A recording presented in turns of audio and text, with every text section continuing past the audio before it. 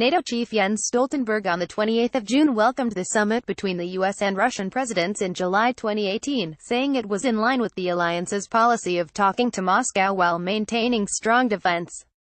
The 16th of July meeting between Donald Trump and Vladimir Putin in Helsinki will come hot on the heels of a NATO summit where the US leader is expected to upbraid European members of the alliance for not spending enough on their own defense.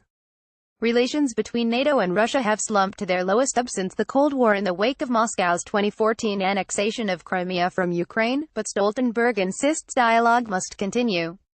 Stoltenberg said as he arrived for an EU summit, "I welcome the upcoming meeting between President Trump and President Putin because I believe in dialogue.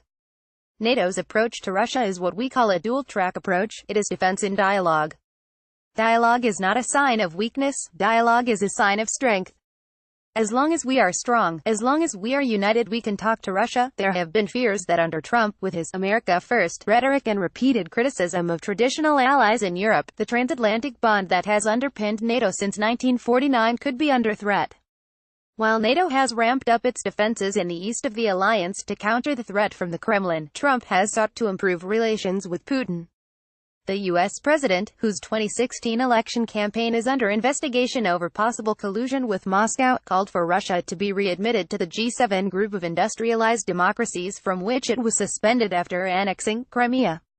Stoltenberg insisted that U.S. support for NATO is not in question, pointing to the increased American military presence and spending in Europe under Trump.